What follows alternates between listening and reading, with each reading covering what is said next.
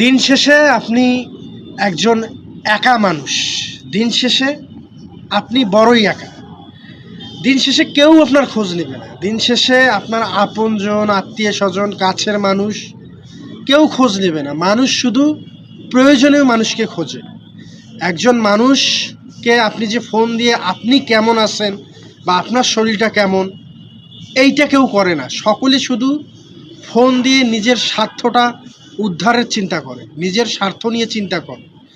মনে করেন পৃথিবীতে আপনার যে আত্মীয় স্বজন, বন্ধু বান্ধব, শুভাকাঙ্ক্ষী, পাশের বাড়ির লোক, আপনার ভালো পজিশনটাকে তারা ভালোবাসে। আপনি একটা ভালো অবস্থানে আছেন, আপনাকে প্রয়োজনে তারা ফোন দিচ্ছে, ব্যবহার করছে, কিন্তু কখনো আপনাকে সঠিকভাবে আপনি কেমন আছেন, আপনার শরীরটা কেমন আছে, আপনার মনটা কেমন আছে, আপনি সুস্থ আছেন কি না, কখনো জানার চেষ্টা করে না।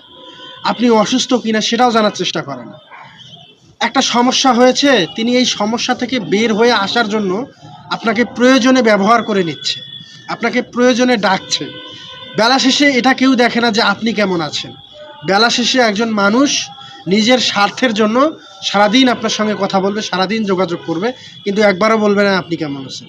বেলা শেষে, দিন শেষে এক কথায় মা ছাড়া, বাবা ছাড়া প্রকৃতপক্ষে বউ, ভাই এরাও আপন না।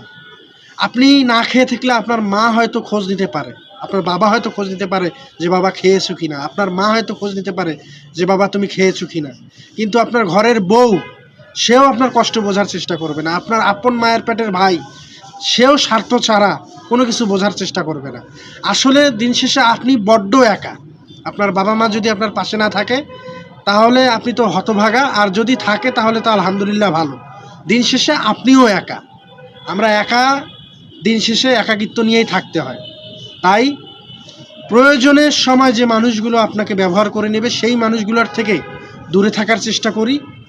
ভালো শুভাকাঙ্ক্ষী তৈরি করি, সেটা অফিসে হতে পারে, বাসার পাশে হতে পারে, বা রাস্তার কোনো নিম্নবিত্ত মানুষ হতে পারে, দারিদ্র মানুষ হতে পারে, সেটা যে কেউ হতে পারে।